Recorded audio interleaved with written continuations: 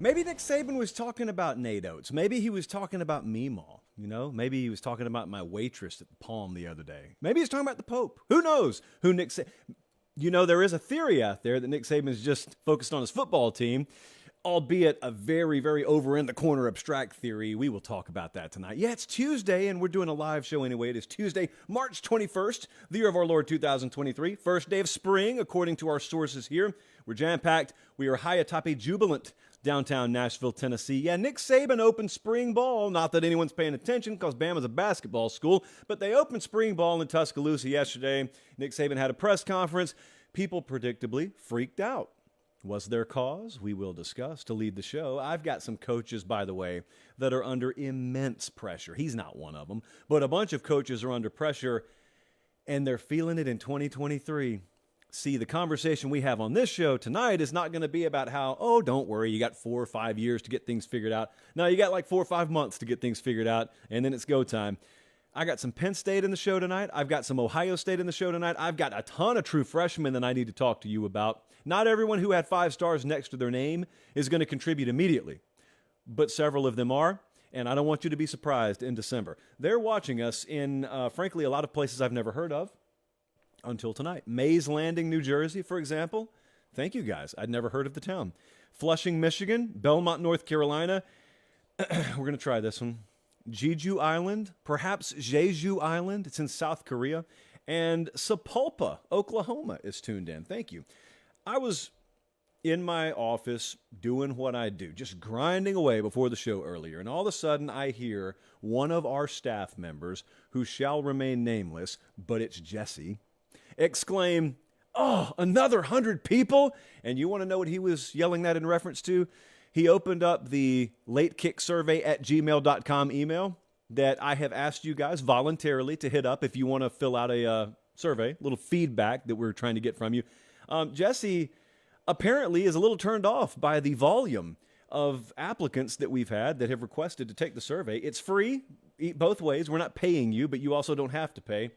So, the payment is make Jesse a little more mad on this Tuesday evening and do us a favor because it's like 5 minutes max. He made the survey. So we're getting some really good feedback, though. We have had the gender breakdown, a whole bunch of males, some females, and one person identified as, what was it, Jesse? An attack helicopter. So whomstever you are, howmstever you identify, we sincerely appreciate it. All right, let's dive into the show tonight. I have some things that I never know what we're going to end up talking about. This time a week ago, I could never have predicted that we were going to lead tonight's show with this. I didn't even know we were going to have a Tuesday show a week ago. But here we are. Not a paper pop, but a paper stack. Brain teaser for you to lead off the show tonight. What happens when a university has recently been in the news in basketball for the wrong reasons, and then you add in a football coach, very iconic in nature, having a garden variety press conference where he says something he has said repeatedly over the last decade and a half? Answer: everyone freaks out. They lose their minds. What am I talking about here? Well, I think most of you are familiar with what's happened around the Alabama basketball program lately, and not just the run deep into March Madness, but you had all of the off-the-court issues, which we're not here to talk about because everyone already has an opinion on that.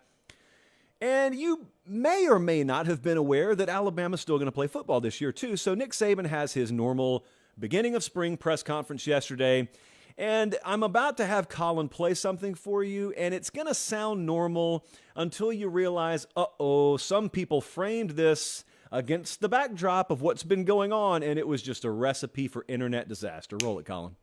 Tony Mitchell has been suspended from the team and all team activities until we gather more information about the situation and what his legal circumstance is. And, guys, everybody's got an opportunity to make choices and decisions. There's no such thing in being at the wrong place at the wrong time. You got to be responsible for who you're with, who you're around, and what you do, who you associate yourself with, and the situations that you put yourself in. So it is what it is, but there is, cause and effect when you make, choices and decisions. Yeah, a little backstory there. Tony Mitchell got popped for apparently eluding police at 141 miles an hour down in Florida while in possession of copious amounts of marijuana. So he's in trouble. That's the true freshman that Saban's talking about. But according to several internet sources, Nick Saban was also talking about Nate Oates. He's talking about the basketball coach. That's a shot across the bow at his own athletic department. We have been accused of things on this show before. Jesse, I don't know if you've been made aware of this, Colin. I think I have shielded you guys from this. But on various corners of the internet, this very show, Late Kick, has been accused of trafficking in clickbait. Can you believe that? Clickbait every now and then. I always vigorously defend ourselves against those allegations because we're not a clickbait show. If you want evidence of that, I want you to listen to what I'm about to say over about the next 5 minutes. Because there is no more big chunk of red meat hanging out over the digital media space right now than saying that man, Nick Saban, is talking about his basketball coach. I want you to understand how much traffic it would do if I went down that road. And since everyone else is doing it, I wouldn't get in trouble if I said it. And can you imagine what kind of thumbnail Director Colin could put together? And can you imagine me putting the text on that YouTube thumbnail that says something along the lines of, Saban dunks on his own athletic department? The click-through rate would be insane. We would make so much money off of that. The retention would be beautiful, and yet it would be a lie, and so I'm not going to say it. So just remember that in the future. When you want to call us clickbait Pate, don't say clickbait Pate, please, never. I don't want to start that. Let me explain to you what just happened. What you just heard is Nick Saban say something that I've probably heard him say a million times. The year was 2008. Nick Saban's 1 year into his tenure at Alabama. He comes to Columbus, Georgia. I pay $40 to go and listen to him at the Columbus Convention and Trade Center. That night, he made a quote. I remembered it up until this very day. He said, right place, right time is largely an illusion. The reality is you put yourself in the right place and the right time finds you. And then he wagged his finger and said, wrong place, wrong time works the same way. You put yourself in the wrong place long enough and the wrong time will eventually find you. Obviously, if you're in a random car wreck or you win the lottery, yes, there are exceptions to those general life rules, but Nick Saban, I have probably heard him say this thing like 1 or 2 dozen times in his tenure at Alabama. So he had a kid get popped for multiple transgressions against the law, and he suspended him until further notice, and he said what he always says, and then the internet did what it does in March with nothing better to talk about. Now, I think that you need to pay attention to how the loudest takes on this matter have been made largely by people the furthest away from the program with the least amount of intimate knowledge on the day-to-day workings of Alabama football. Because if you know a little bit about Nick Saban, if you've been around him at all, if you've been around the program at all, you know, number one, that's not how he's about to handle his business on that front. And number two, he has no clue what's going on largely outside of that football program. Now, irresponsibly today, I did something. Instead of just running with an opinion, I actually did some digging around Alabama. And I know that's a dirty thing this day and age, and I apologize for it. I should have just run my mouth without knowing what I was talking about. But some of us still have the audacity to turn over a few rocks before we just baselessly speculate. And what I found is what I expected. And what I found was it had nothing to do whatsoever with basketball. Now, you could say, well, Josh, that's just what they want you to think. Well, if you're trying to sell me that he was using that public platform to deliver not a spontaneous, but a premeditated shot at his basketball coach, would the University of Alabama not readily back that up? Would we not even have to guess about it? Would it not have been re-emphasized? See, I've made statements before. I've done it. The last thing that I wanted to do then is backtrack once I made the statement, especially if it's prepared. So there's a lot of baseless sort of logical approaches people have taken to this. But look, at the end of the day, I understand. I understand how this entire media industry works. I get it. Should I go down this? I'll go down this. I'm not going to go down this road for long. But I will tell you this. There's a reality that I think a lot of you understand about the space that I'm in. I certainly understand it. We don't call ourselves journalists on this show. We don't call this a journalism show. We do not call ourselves reporters. You've never heard me call myself a journalist or a reporter, nor will you. That is not the job I do. If you want to call me a commentator, that's fine. You want to call me some dude who looks homeless in the way he dresses, that's okay. But what I am not is I am not someone who wears that press hat. I don't wear the lapel that says journalist because I don't see myself fulfilling that role.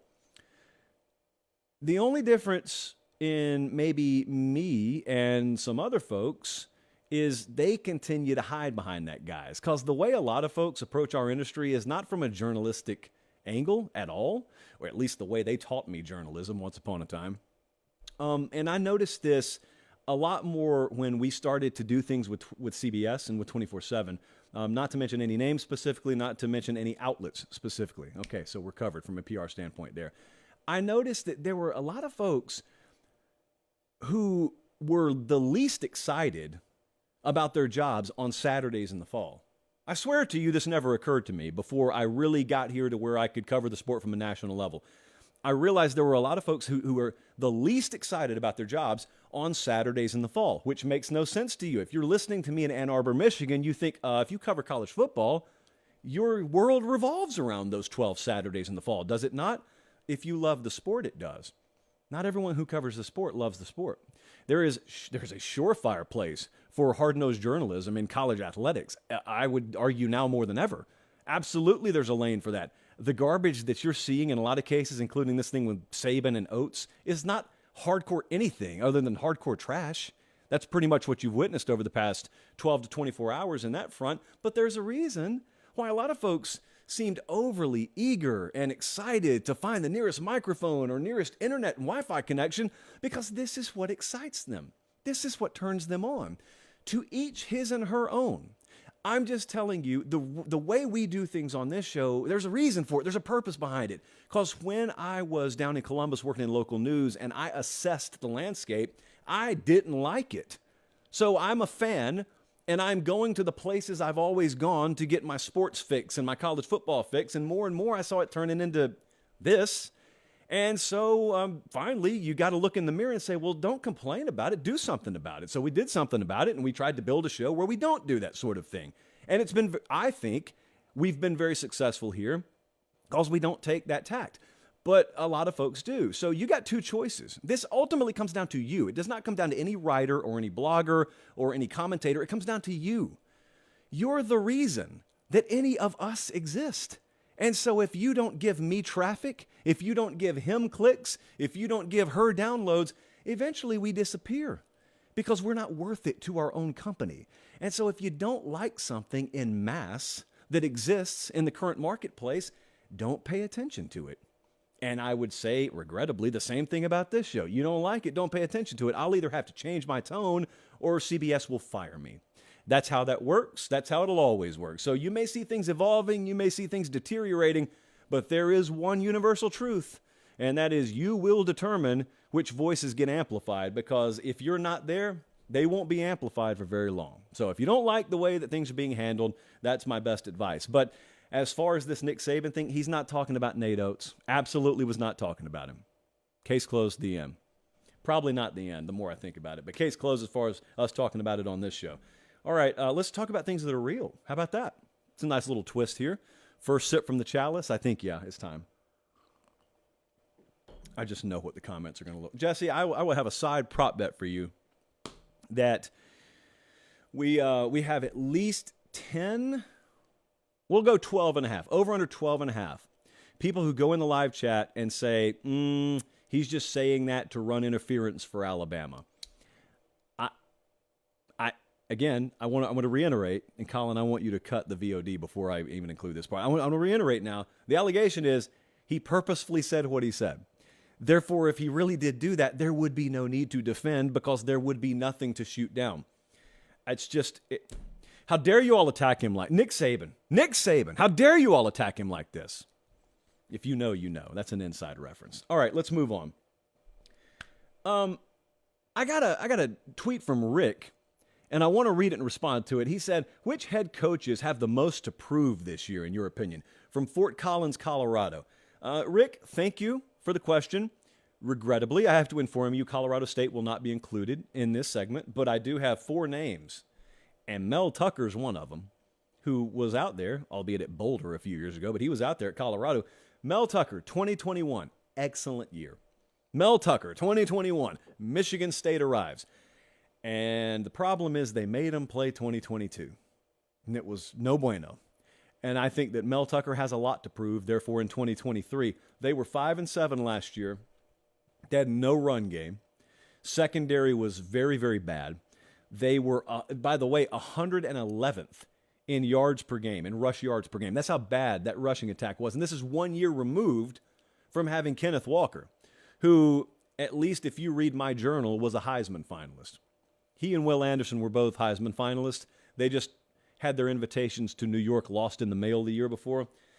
It's a bad enough resume, but if you're looking on the screen, you can see what I'm talking about. If you're listening on podcast, you know how sometimes in college football we have these teams and they have bad years, but a lot of the losses are close. You know, the old one possession. What was your record in one possession games? You would think if you had a team that was really good and then they all of a sudden dropped down to 5-7, they just had bad bounce of ball luck. We call it Bob luck around here. That is not the case. Michigan State had 7 losses, and 6 of them were by double digits. So the fact is they weren't close in a lot of games.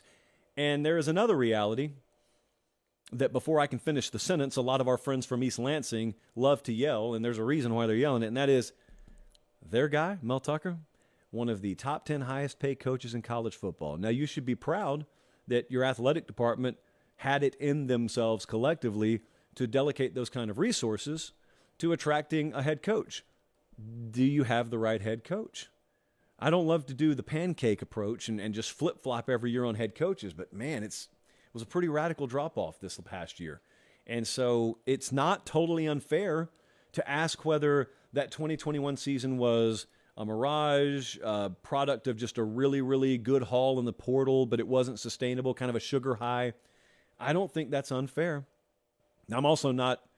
I'm not necessarily in the camp, though. I'm certainly not in the camp that's ready to sell on Mel Tucker. I'm not that at all. I'm just saying this is a bottom line business, and it's even more. It's like a double bold bottom line when you're making the kind of money he is. He gets that, obviously, but stands to reason Mel Tucker's got to lead this list. I think Brent Venables at Oklahoma's got to be on this list. I think that Brent Venables, kind of the same record. In fact, they were, 6-7? Jesse, were they 6-7 or 5-7? They were 6-7. Yeah, they went to a bowl game. So they were 6-7 last year at Oklahoma. What happened? That's the first thing. What happened? They had the worst record since 1998. They were sub 500 at Oklahoma for the first time this millennium. That's what happened. Now, why did it happen? Why did they start 3-0 and then finish losing 7 of their last 10? They had some injury concerns, but they also had attrition concerns. We went over this the other day when we did the Oklahoma Mood Tracker, which is available on the YouTube channel if you want to see it in its entirety. They lost their top 2 quarterbacks, and remember, this is a pretty unique circumstance. Lincoln Riley leaves, goes to USC. Back in the day, that just meant, okay, go find a new coach. These days, it means go find a new coach and try and fill the 37 holes of guys who followed him. Welcome to the transfer portal era. So they lose their top 2 quarterbacks. They lose their top running back, 4 of their top 5 pass catchers, 2 offensive linemen starters, a key backup, tight end number 1, tight end number 2. All these guys were gone. So on paper, you look and Oklahoma's got these highly rated recruiting classes, and you just think to yourself, because every preview magazine did, you think to yourself, oh, they'll be fine. I mean, after all, it's just the Big 12. They'll be fine. Well, the Big 12 was pretty good last year. Oklahoma was not. And the more alarming stat, as we've talked about also with Oklahoma, is defensively, they allowed 30-plus points in 7 games. They allowed 40-plus points in 3. They allowed 50-plus points in 2 games. Now, that's collectively. So I did not immediately dive in and find out how much of that was non-offensive in nature.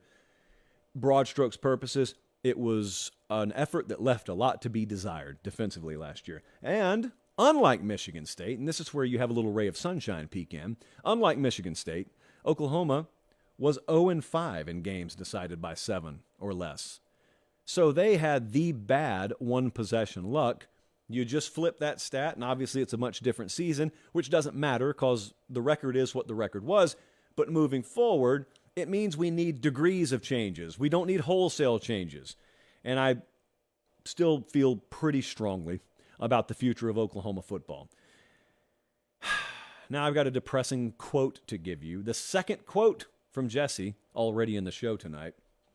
Earlier today, when we were deciding which coaches we wanted to put in this segment, I said, I think Brent Pry should be in there, Virginia Tech. And here's what Jesse, young, exuberant, youthful in his 20s Jesse said to me, I vaguely remember Virginia Tech being good in my lifetime. Now, if you're 47 years old out there, or like me, if you're 52, which Wikipedia says I am, because they keep me confused with the Outer Banks guy, if you're in your 40s or 50s, that is heresy. Because you can think in your mind it wasn't that long ago that Virginia Tech was a national title contender, right? Well, it's been a little while for the youths out there. Because it's been since 2011, they have one double-digit win season. So we've stacked some years of mediocrity at best in Blacksburg, and Brent Pry is the head coach there. For those unfamiliar, entering his second year, they were 3-8 last year. They only played 11 games. That was the worst record they've had since 1992. First-time head coach in Brent Pry. First year, I'm not dumping it all on him. There's a reason why he got hired. Program was largely in shambles to begin with. So it's not all on him in year one. But that doesn't mean there's not pressure on him. There's pressure on the program. He just happens to be the face of it. They were bad in one-possession games, 1-4. But also, they were bad offensively. I started to compile the major offensive statistics and what they ranked, and I realized eventually they were just 100th or worse in all of them. So there's a lot to fix there. And frankly, I don't know that we're there over the span of 1 year. They had 314 offensive yards per game last year. There are many teams out there that had more than that just passing yards per game. So it's an uncomfortable time. And it's also right in the midst of when the ACC has been wide open for someone to come in either alongside Clemson or behind Clemson. It's just been wide open. And it's not just Virginia Tech. Up until 5 minutes ago, Florida State has not held up their end of the bargain. Miami hasn't. Neither of the Virginia schools have. I think North Carolina could have done a lot better than they've done recently. So it's not just Virginia Tech. Young JP happens to remember Virginia Tech, that VT meaning something nationally, and it hasn't in a while. And you give me like 30 Christmas wishes this year. I'm sure on that list somewhere will be, please bring Virginia Tech back, Santa, please. What about Billy Napier at Florida? We did the mood tracker for Florida the other day.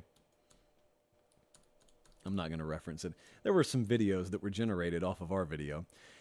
There was also a thread on a non-24/7 affiliated Florida message board where someone actually lobbied for me to become the AD down there because, in their words, I couldn't do worse than what's been done recently. I appreciate the vote of confidence. I really do.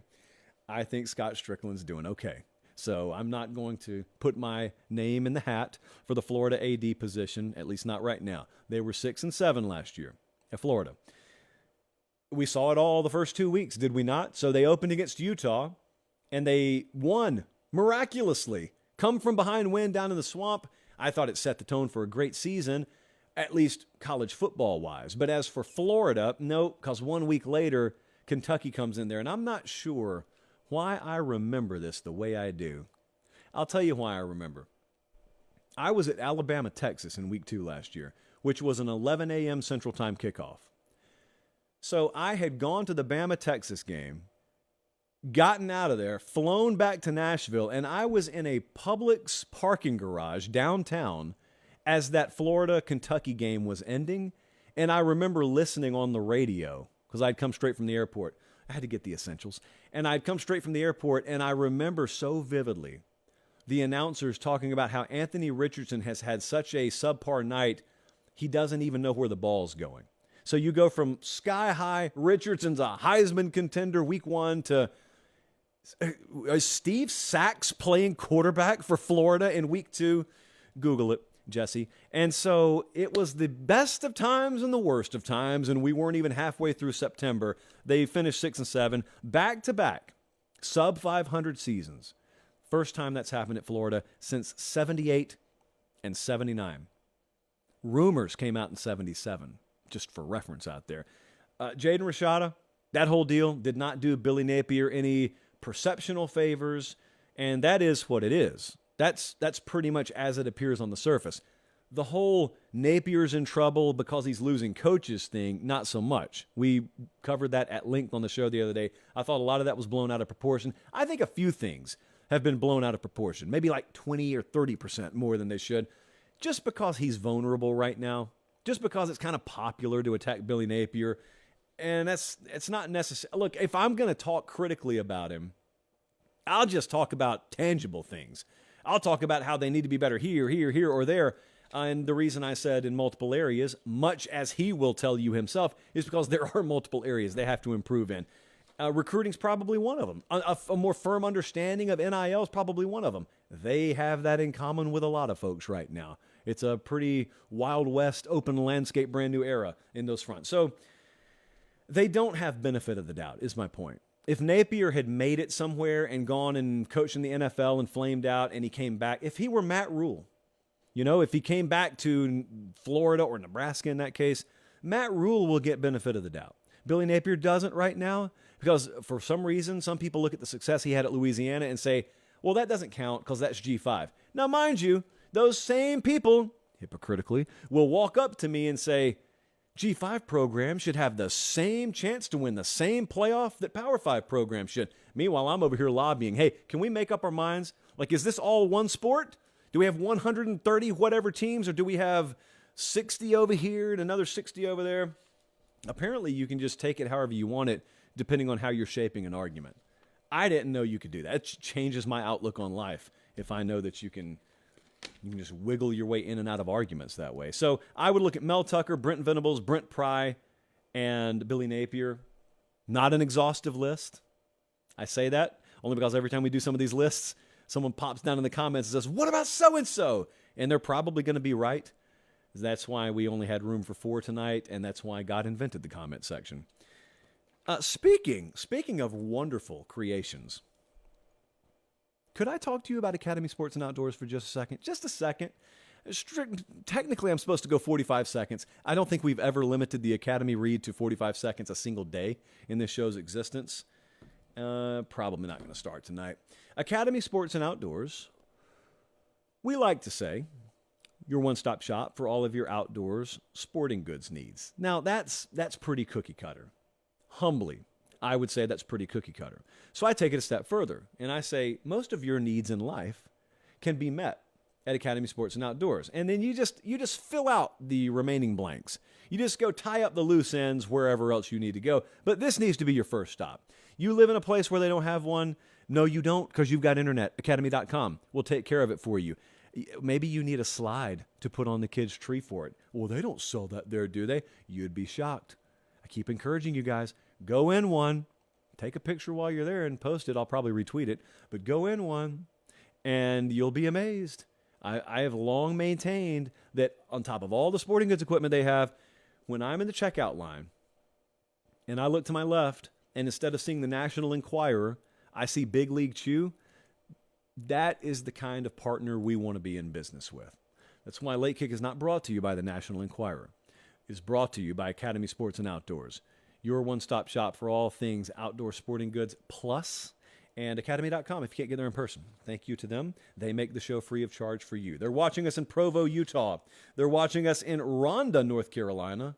They're watching us in Prague, which is, as far as I know, is in the Czech Republic. So wherever you're watching us, if you could just do me a favor, a little thumbs up button, just click it and subscribe while you do it. That would help us greatly. That would help us. I saw in I want to say it was Minnesota, they instituted free lunch just statewide, no matter income. I would love to do that around here for our crew. Maybe a few more likes and a few more subs and we could do it. So feed Bradley, feed Colin, feed Jesse, like the video. Out of context, Late Kick. Speaking of certain members of our family here, I'm just going to do one of those good old garden variety, say it now so I can say I told you so later segments. And I'm going to take a sip from the chalice because I keep eyeing it. And I overfilled it a little bit. So frankly, I need to lower the water level. On top of Academy, I'll tell you what, if the partner of the company that turns this water into the color it is right now ever came on board, whew, what a party that would be. But they haven't, and so they remain nameless. Penn State in 2023 is a team I think you need to have your eye on. Just because something has not been doesn't mean it cannot be. And the reason I say that is because the iJosh will light up with buddies texting me before we go off the air. I promise you this will happen. And they'll say, you're wasting time talking about Penn State. some form of everyone knows they can't win. They can't make the playoff. They can't win the Big Ten. They can't get past Ohio State and Michigan. Well, they haven't. Well, they actually have won the Big Ten. So you're talking about winning at the highest level of the sport. That's what you're saying they can't do. This is a wolf at the playoff door. That's what Penn State is. And Ohio State and Michigan have done a good enough job pushing their back against the door and keeping them out. They are, since 2015, they're 4-12 against those two teams. They're 44-12 against the rest of the Big Ten. So they've handled things okay. They're coming off a Rose Bowl trip. They're coming off a Rose Bowl victory. This team is a threat to make the playoffs this year. This team is a real threat to win the Big Ten this year, and it's not going to be a fizzle job. I really don't think this is a firecracker scenario where they better get it done in 2023. They are set up for a sustained run. These are some of my favorite stories in college football, the programs that build this way. In fact, a little bit later, Colin has a very helpful graphic for you. I know because I drew it myself. That's right. Authentic JP artwork will make its way onto the screen in a little while. So all of that said, what does this lead to? All this acquiring of talent, I'm going to talk about that in a second, but what does it lead to? Because right now, what I have is I got a bunch of people saying the exact same things they used to say about Kirby Smart. You just replace Nick Saban in Alabama with Ohio State or playoff. Like, well, Kirby can't win the big one. Kirby can't win the playoff. Kirby can't beat Saban. They can't beat Alabama. James Franklin, he can't win the Big Ten and get to the playoff. Maybe he'll win it in a down year. Well, they can't beat Ohio State. They can't beat Michigan. Well, they have in years past, but your point is taken. They haven't regularly, which is a very hard thing to do, by the way, what you're demanding them do, but they've got a high standard. So I'm not going to fault you if you're a Penn State fan and you're diehard and you're fully bought in, you pay your season tickets and you invest in the program emotionally and financially. You should want a big return on that. James Franklin himself wouldn't push back on that. Penn State wouldn't push back on that. However high your standard is for them, this thing, I promise you, they got a higher standard for themselves than you do. What has to happen? Degrees of difference. That's what has to happen. They don't need the wholesale changes there either. They are right on the doorstep. If you're surprised in December, if they make the playoff, if you're surprised in December, it means I have failed you. It means I haven't done my job. No one should be surprised if this team pops this fall, and no one should be surprised if Penn State goes on a multi-year run here where they're in the conversation every year that you haven't had them in years past. They've got Drew Aller. That's a name that Jesse bows his head before he even utters in the office right now. That is the best quarterback prospect they've brought in there under Franklin. But this is not going to be a guy who has to shoulder an ultra-heavy load. They got two excellent running backs up there. It wasn't that long ago we were talking about Penn State being void of a legitimate run game. It is a sigh of relief breathed across the Keystone State. They don't have to talk like that anymore. They've got a ton of proven production on the offensive line coming back. Defense returns 75% of its production. Abdul Carter is a name that they know, that the rest of the country will know this year. Linebacker depth is good. Jurisic, offensive coordinator, back. Manny Diaz was one of the sneakiest, best pickups last year by James Franklin at defensive coordinator, and he's back. Now, I want you to think about this. If I were advising Manny Diaz, brutally honest here, he gets fired from Miami. I didn't like necessarily the way they handled his exit down there. I would have told him take a year off. In fact, I talked to head coaches about this. It probably would shock you to know that head coaches will reach out sometimes because a lot of them think about getting in media. And so they'll do their due diligence. I've talked to two of them recently, and they've asked, hey, what do you think? Sounding board, what do you think? Should I go the media route? Should I go take a coordinator job? Should I get right back into it and take a lower-level head coaching job? I always tell them, no one's stock lowers by being on TV for a year. Dan Mullen is writing the book on this right now. He's putting on a clinic. Mac Brown put on a clinic. It's like they get 5% better. Think about John Gruden once upon a time. John Gruden got to the point where every job opening, college and NFL, began with the name John Gruden. So I thought Manny Diaz should have gone and sat in a TV studio for a year. He didn't. He got right back in it, and he went to Penn State, and they were a good product last year. I think they'll be a great product defensively this year. 4 of their top 5 sack leaders are back. The reason I'm giving you these bullet points is to, again, emphasize there should be no surprise if this team is good this year. Should be no surprise at all. I have been wearing this plain white T-shirt for years in preparation for this moment where I look like the guy who was ahead of the curve on Penn State. I am also very cheap, but I want that to be forgotten. I want that to be in the background. In the foreground, when you think of this white tee, think of whiteout. What's the whiteout game this year, Jesse? I'm looking at the schedule right now. Probably the Michigan game. Yeah, so look, I love Big Noon Kickoff. It's not my network. I don't work for Fox, but I love Big Noon Kickoff. Everyone in the Big Ten hates it, especially everyone at Penn State hates it, and I understand why. But sometimes the fine folks there cost Penn State one of those nighttime spectacles. And you're looking at the schedule right now. It could be Iowa early in the year. Could be Michigan later in the year. Probably not going to be Indiana, but we'll see. Doesn't the Big Ten have a weird clause about night games late in the year? I don't know. Anyway, that's on down the road.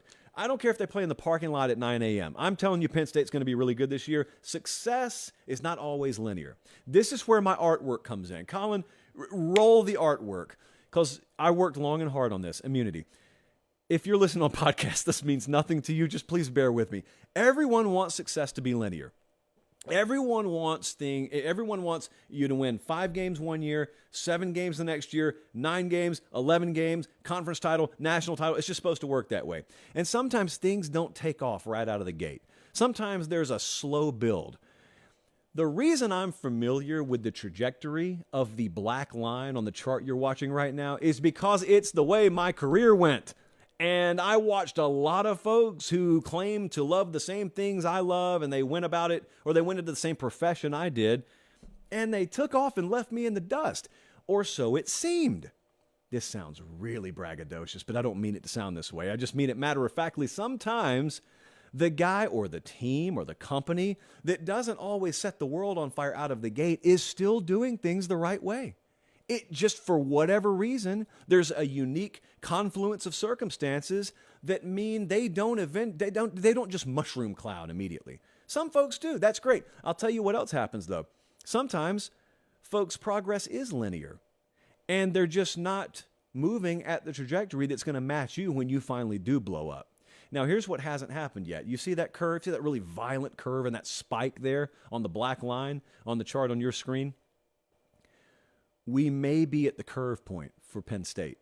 You may be at the point where everything finally comes together. And they've got a dynamite run game to go along with one of the best quarterbacks in their conference, to go along with defensive depth and quality of frontline player, the likes of which they haven't all put together in the James Franklin era. And here we are nearly a decade into his tenure there.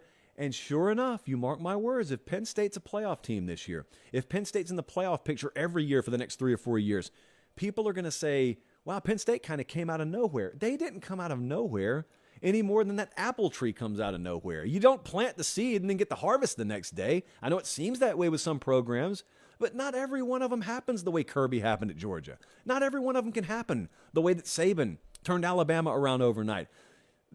The stories I love are the ones where folks just keep stacking good days on top of each other. They've got a process. They don't radically redefine it. Clemson under Dabo Swinney was this way. Everyone knows Clemson is a program that took down Bama a couple of times, won multiple titles. You go research their first 4 or 5 years. It was not what Clemson ended up being. And I think we may be singing a similar song. Well, maybe some of you will. I'm already singing a different song. I think maybe people will sing a different song about Penn State over the coming years than they have so far. I just don't want you to be surprised. That's all I'm saying.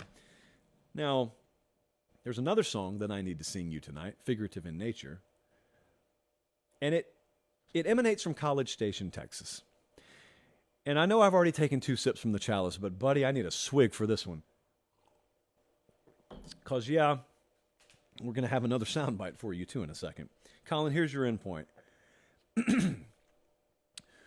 One of the most important questions in college football this year is what's going to happen with Texas A&M's offense? This is what we always call a keystone story, because the reverberations, based on the way this turns out, will affect the entire sport. Because if it works out, hiring Bobby Petrino as your offensive coordinator, if it works out, A&M could contend for the West. And you laugh at me right now. No, their talent roster is really that good. They just screwed it up 9 ways from Sunday last year. They're that good. But if it goes sideways, it could go really sideways. I don't think it's too hard for you to envision Bobby Petrino, who's coached football since before a lot of us were alive, Jimbo Fisher, ditto, and things coming to a boiling point after a subpar performance in week 3. And then I'm over on TexasA&M reading message board rumors, and Billy Lucci's reporting every other day about how things are just untenable and unworkable in the athletic complex. And my point is, it will radically go one way or the other, I think, this year. And if it goes poorly, there will be changes out there. And changes at any major program tend to have a ripple effect throughout the entire sport. They are 14 points per game worse today than they were in 2018. They are 10 points per game worse today than they were in 2020. So there's been a precipitous drop-off in offensive production. And it's been noticeable. It was so noticeable that Jimbo Fisher, to his credit, went and hired an offensive coordinator in Bobby Petrino. And a lot of us assumed that that means play calling duties are being handed over to Bobby Petrino. Now, that sounds easy, but if you have watched how hard Jimbo Fisher clings to those 93 laminated pieces of paper in his hand every Saturday, that's no easy thing. Jimbo Fisher identifies as the play caller, as the offensive mind for Texas A&M football. So if you think that's an easy decision, it's not. And I'm not here to make light of it. Maybe I'm a little bit, but I do understand the ramifications of someone who's been in the game that long, having what he may very well define as his identity stripped from him procedurally, even if it is for the betterment of the organization. Which brings me to what we heard yesterday. They also opened spring ball in College Station. And I want you to know now, if you think I sound negative, because there's been a lot of negativity about A&M, I'm still on board with the idea that this thing could work under Jimbo Fisher. I have not given up. I have not punted. I think it was a very, very tactful and timely hire in bringing Petrino on board. I think it can work. I think the pieces are there. I think all those things.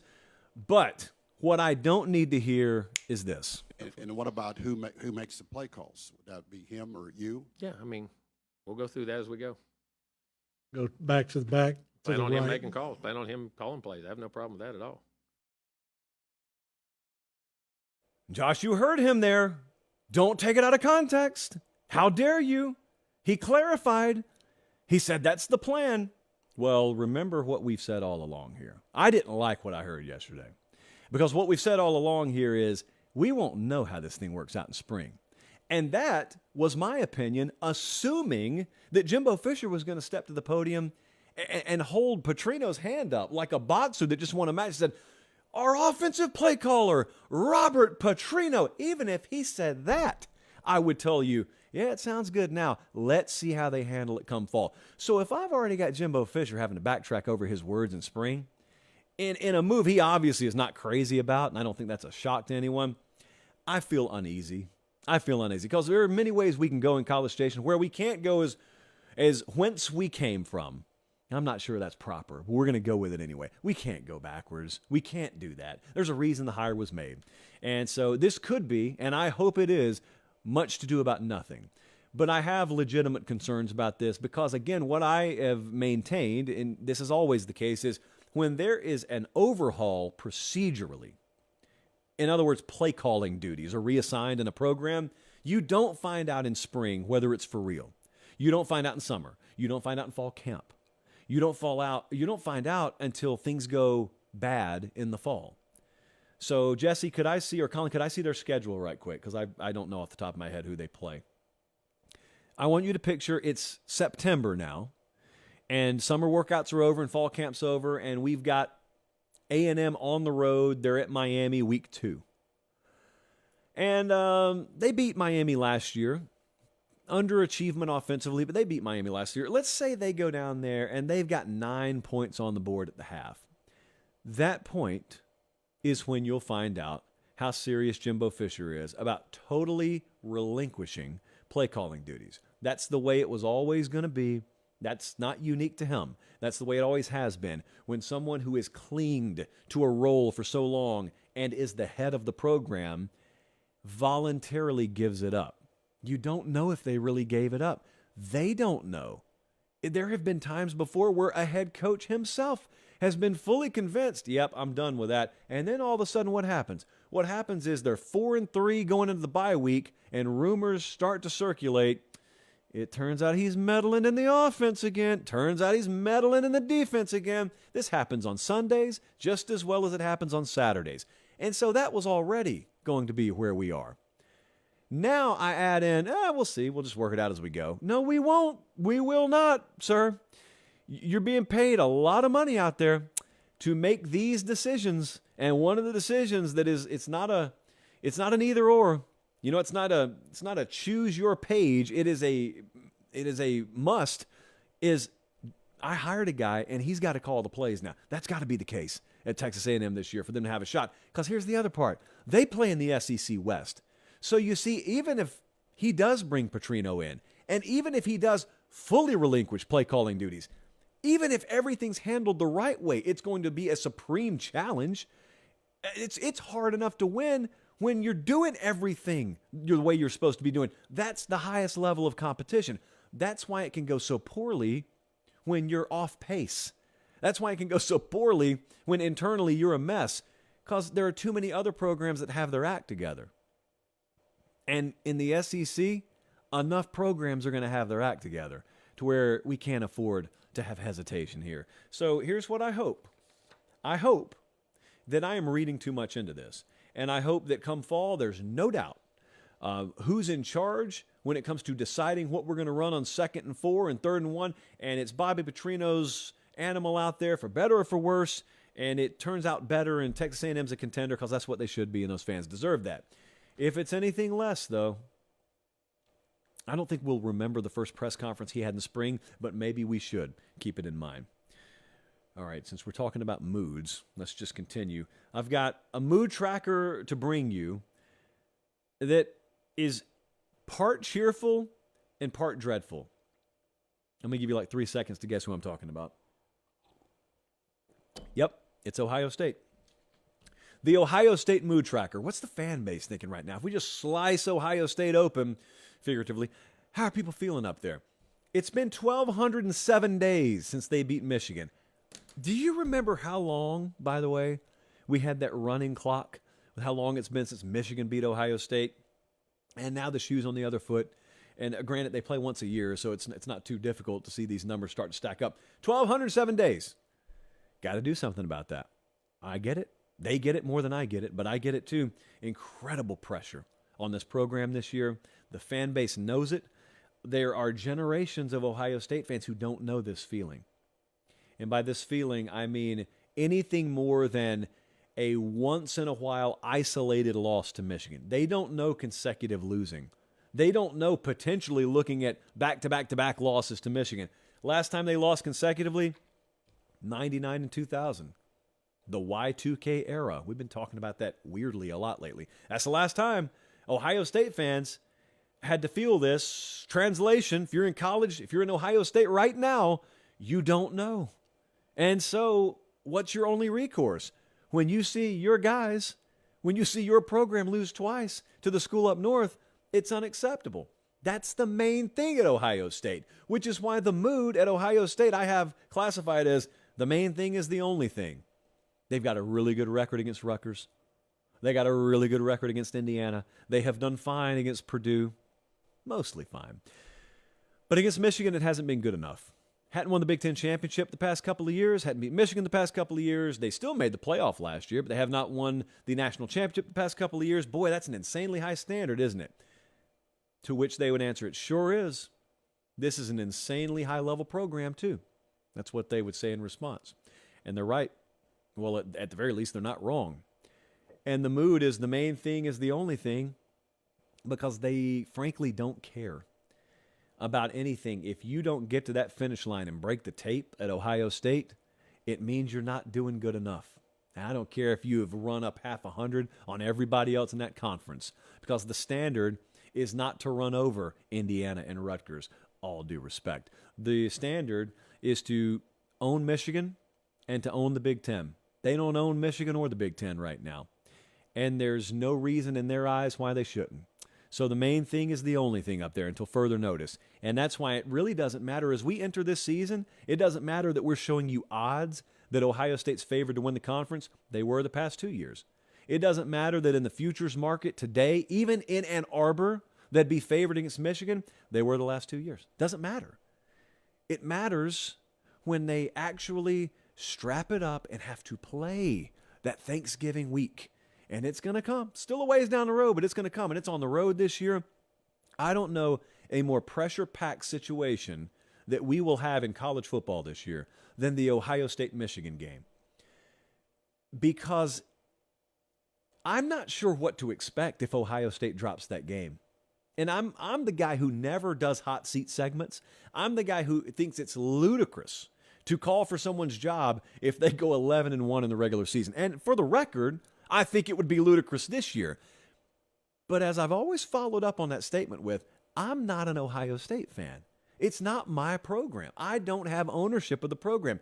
So my opinion doesn't matter as much as someone in Xenia, Ohio, or Akron, Ohio, or Mansfield, Ohio, or Columbus, Ohio. Theirs matter.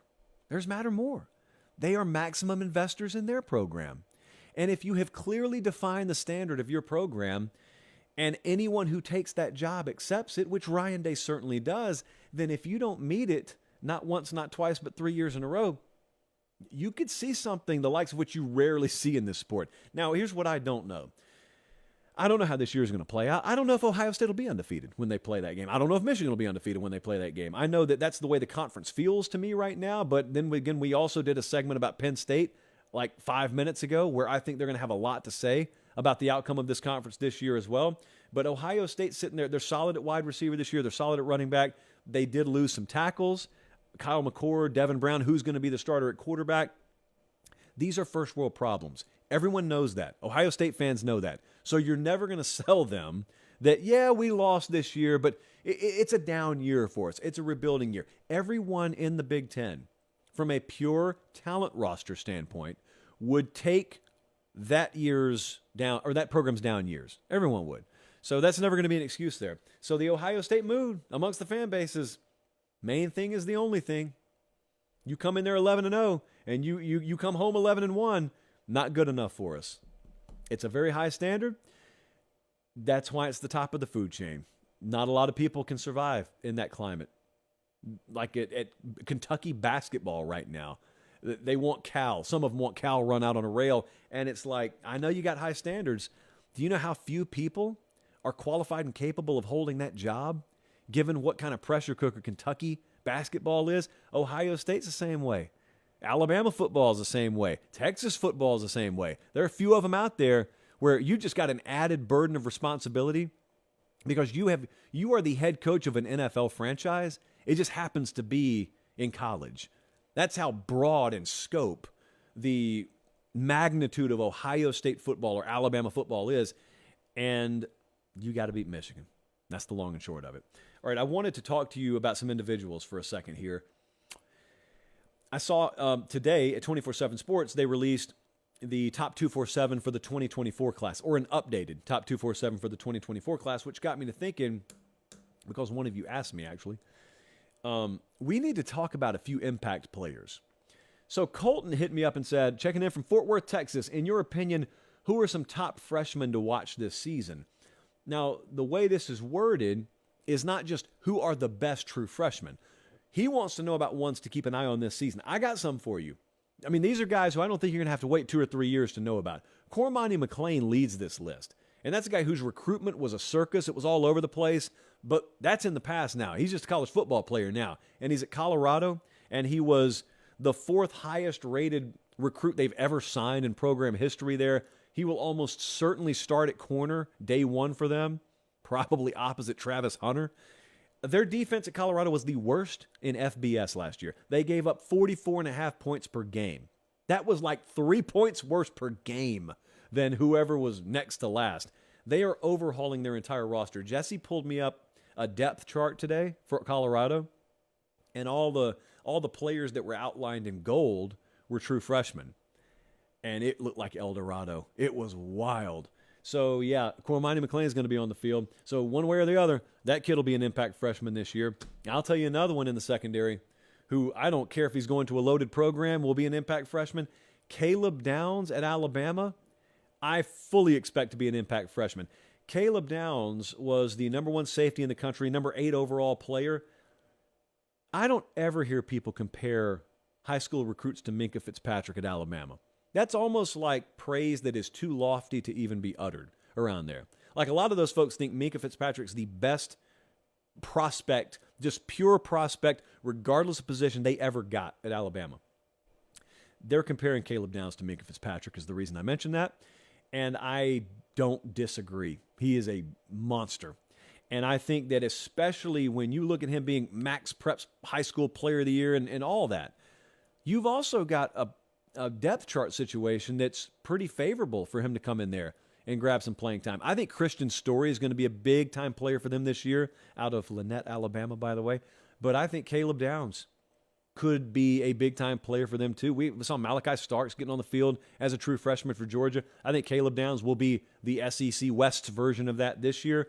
Branch is gone, Helms is gone, and frankly, even if they were there, they were going to have to knife fight to hold that kid off the number 1 rotation in practice. He's just that good, really good. So you avoid injury.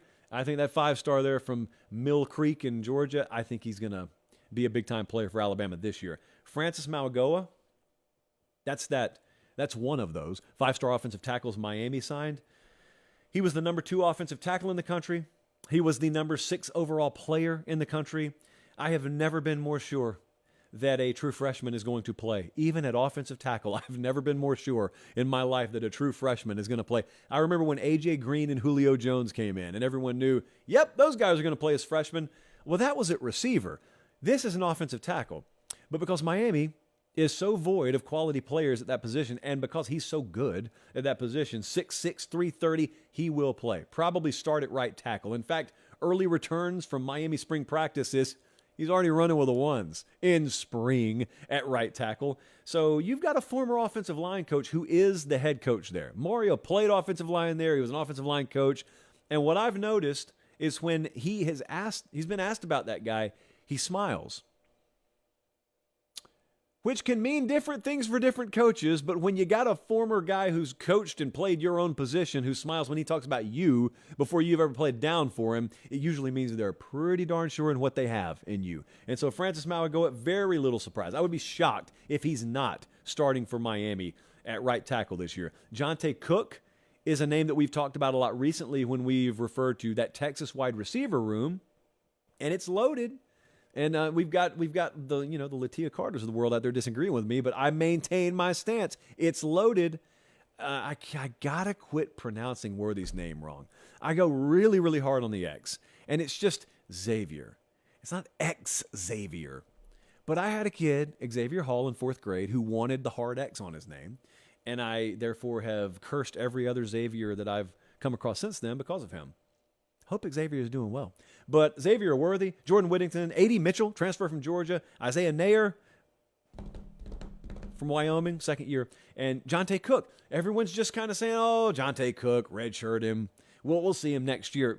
Well, you will, but I think you'll see him this year too. Now, what we probably won't have here is we probably will not have the necessity to play him right out of the gate every other down. What you probably will have with the next player I'm going to mention too is you'll probably have a flash player. Not a volume player this year, but a flash player.